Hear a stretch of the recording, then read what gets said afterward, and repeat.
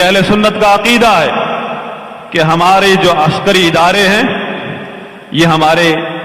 نوجوان مجاہدین نوجوان ہیں، انہی کے ذریعے جہاد کیا جاتا ہے، یہ قوم کا حصہ ہے، ہمارے ہی گھروں سے نکلے ہیں، اور یہ جو حکمران ہیں چاہے کتنے ہی بگڑ جائیں، ان گروہوں سے زیادہ خطرناک فتنہ نہیں ہے ان کا، جو دین کے نام پر یا سیاست کے نام پر ظاہر ہوتے ہیں، ان سے بڑا فتنہ کوئی نہیں ہے امت کے اندر۔ بلکہ اس فتنے سے بچنے کے لیے، ان تنظیموں کے اور ان گروہوں کے اور مختلف مفکروں کے فتنے سے بچنے کے لیے اللہ کے رسول صلی اللہ علیہ وسلم نے جو حل بتایا ہے، فرمایا تلزم جماعت المسلمین و امامہم، اگر بچنا چاہتے ہو ان دجالوں سے، جو کوئی شیخ کی شکل میں آتا ہے، کوئی محدث کی شکل میں آتا ہے، کوئی مجدد کی شکل میں آتا ہے، مسلمانوں کی جماعت کو لازم پکڑ لو۔ جماعت المسلمین کا کنسیپٹ بھی ہم نے اپنا مٹھائی کا بنایا ہے۔ مشرکین جیسے مٹھائی کے بت بناتے تھے، بھوک لگتی تھی کھا لیتے تھے، ہم نے بھی اسی طرح حدیث میں پڑھا لفظ جماعت المسلمین، ایک اپنی جماعت بنا لی، رجسٹرڈ کروا لیا، پھر اختلاف ہوا دوسری نکل گئی، اس میں سے 72 جماعتیں اس میں سے نکل آئی۔ جماعت المسلمین سے مراد امت مسلمہ کا اجتماع، اتحاد، جو ایک حکمران کی اطاعت کے اوپر وہ کرتے ہیں۔ تو جماعت المسلمین کا جو شرعی طور پر جو کنسیپٹ ہے یہاں اس ملک میں، وہ اہل پاکستان ہے۔ اہل پاکستان کا جو اتحاد ہے،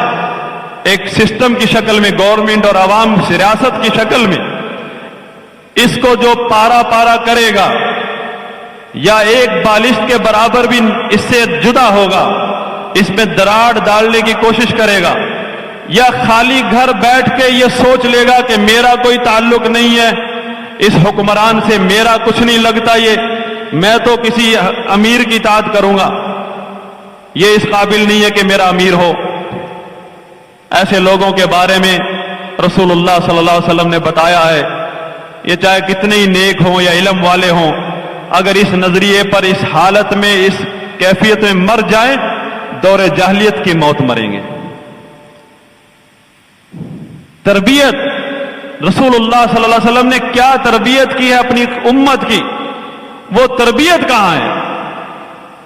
ہر آدمی نے اپنا ایک مرکز بنایا ہے، وہاں سے تربیت کا ایک لٹریچر جاری ہوتا ہے۔ رسول اللہ صلی اللہ علیہ وسلم نے جو تربیت کا ایک منہج دیا ہے اور سارے حالات بتائے تھے کہ ریاستوں کے اندر کس طرح کے فتنے آئیں گے، حکمرانوں کی طرف سے اندر داخلی فتنے، اور آپ نے کس فتنے کو زیادہ خطرناک سمجھنا ہے اور ان فتنوں سے بچنے کا حل کیا ہے، وہ کہاں ہے؟ کہیں بھی اللہ کے رسول صلی اللہ علیہ وسلم نے کہیں بھی یہ حل نہیں بتایا کہ حکمران کے خلاف جو ہے اتحاد قائم کر لینا۔ اللہ کی قسم، اس منہج کی ابتدا عبداللہ بن سبا سے ہوتی ہے۔ یہ جو منہج جو حکمران کے خلاف، چاہے مہنگائی کے غم میں یا بیت المال کے غم میں، اور دوسری بات یہ، ہمیشہ خوارج نے جب بھی خروج کیا ہے، چاہے وہ احتجاج کی شکل میں، دھرنے کی شکل میں، یا تلواریں اٹھا کر، ہمیشہ انہوں نے بیت المال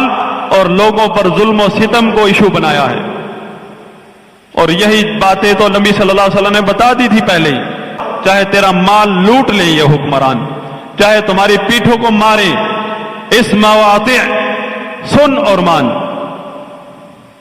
کیونکہ ریاست اور حکمران کا جو حق ہے ایک قوم پر، وہ اس کی مال اور جان سے بھی بڑھ کر ہے۔